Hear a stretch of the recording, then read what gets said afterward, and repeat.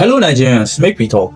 Something is seriously wrong in this country. While ordinary parents are drowning in school fees and student loans, some people in higher places are busy begging for looters to be forgiven. And as if this is not enough, a government official is now telling us that lack of electricity is the reason for Nigeria's growing population. Today, we are looking at all these cases one after the other. Stay with me. In this video, I will break down 4 recent clips that shows the real Nigeria we are living in, from education becoming a death trap, to open calls for amnesty for looters, to strange statements from people in power. I want you to watch carefully and tell me your honest opinion in the end. If today is your first day and you are tired of the double standard in this country, like this video, subscribe and turn on the notification bell. Your support is what keeps us growing. Don't just watch, kindly react, please. First, listen to this parent speaking about Nelson. Watch how he explained what the government did with school fees and this so-called student loan. Pay close attention to what he calls it at the end. This one will break your heart. Listen to this. Student loan, right? I have 2 kids in the university now. My 2 kids are in the university, even though they are in private university. But before Tinubu came in, tuition fees in public universities were like 60K maximum. Do you understand? This guy came in, shot everything up to like 300,000. So people were withdrawing their awards. He now had to bring in NEL fund. That's Yoruba call it only. You understand what I'm saying? That is you giving with your right hand and collecting it back with your left hand. Leave it at the price that you met it, so that they could afford it and remain in school. Now you are telling somebody who couldn't pay 60,000 tuition fee to take loan. By the time they finish that loan, by the time they graduate, they are owing you about 2 million naira. And now your wife said they should go and fry akara and fry kurukuli. How do you want them to? So you are not helping. You are not helping. Reduce the cost. There are universities abroad that are free, right? Why did you skyrocket these tuition fees to the level that it went out of the reach of the common man, that the common man now has to rely on NEL fund to be able to send their children to school? So NEL fund is zero. It is obtaining by force. Let me finish you. It is obtaining by forced pretense. That is fraud. You heard him clearly. Before this government, many public schools and institutions were paying around 60,000 naira. Suddenly, the fees jumped so high that parents were withdrawing their children. Then the same government introduced NEL fund and now wants students to borrow money they will still be paying years after graduation. This is not help. This is tapping young people into debt even before they start life. Tell me honestly in the comment, do you see this NEL fund as help or as a clever way to collect money from poor Nigerians? From the suffering of an ordinary parent, let's move to what some of the people in power are suggesting. Watch this carefully. Senator Orji Uzor Kalu is advising President Tinubu to give looters a free pass. Listen to his exact word and tell me if this is the kind of advice Nigeria needs. Some people have said that APC is the party that where you go to and all your sins are forgiven. If PDP is a company, I should own at least 80% of it. In 1998, no of these politicians running around had 500 million. I brought that kind of money and gave to the party. And this is what I always tell Nigeria. Face your trial. Nigeria judiciary is still one of the best. Our problem is a lot of hatred, a lot of tribalism, religion, differences.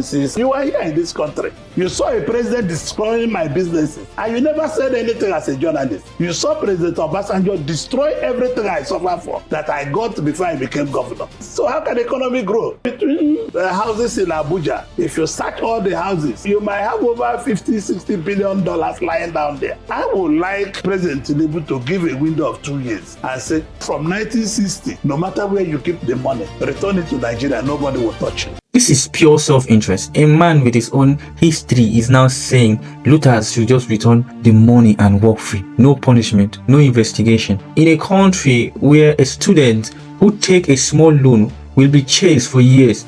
The big looters are being offered soft landing. This is the exact double standard that Nigeria has kept. This is the exact double standard that has kept Nigeria down.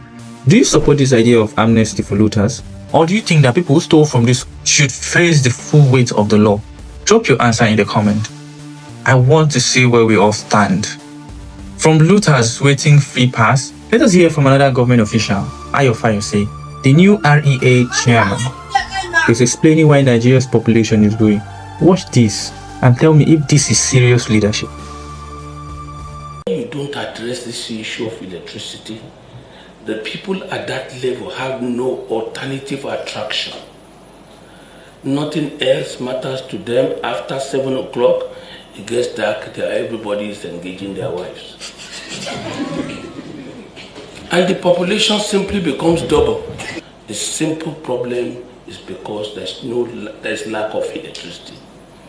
People go to bed early. Their mind is simply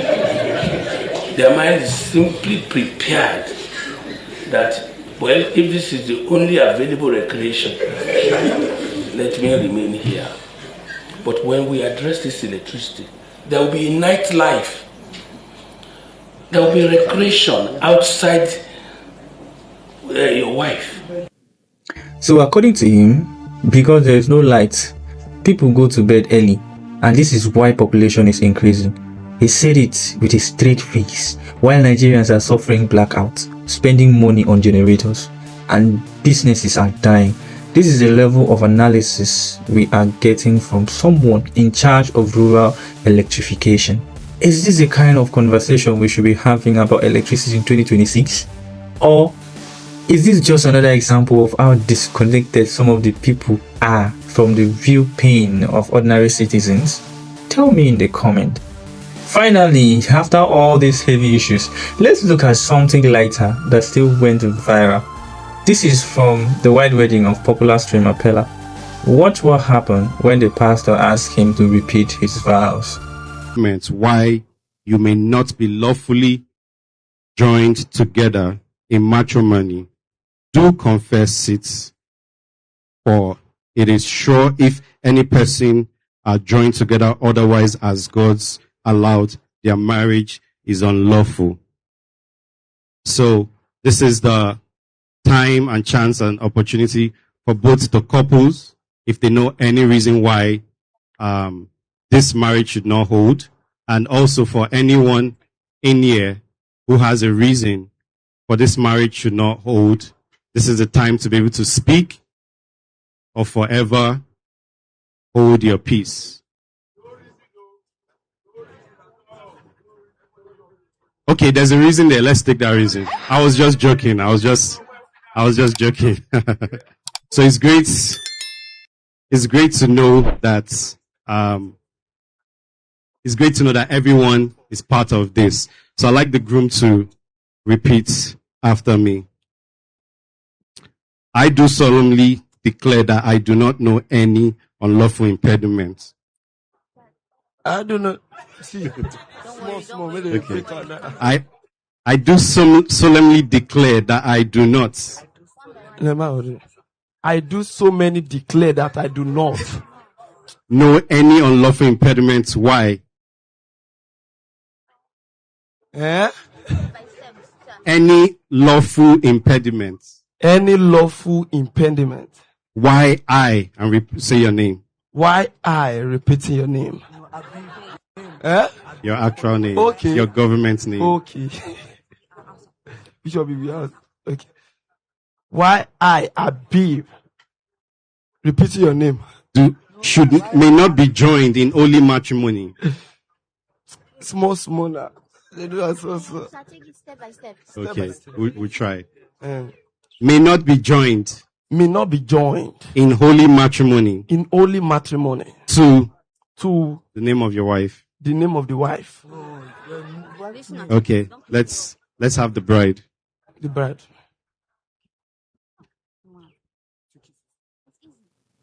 I do solemnly declare. I do solemnly declare. Even in the middle of all this hardship, Nigerians still find a way to laugh. Peller struggling with long English vowels, saying small abeg, have the whole hall and the internet cracking up. It's a small reminder that no matter how tough things get, people still try to enjoy life. So today, we have seen 4 different sides of Nigeria. A parent struggling with school fees and student loans that look more like a debt trap. A senator openly asking for amnesty for looters. A government official linking lack of electricity to population growth. And ordinary people still finding comedy in wedding moments.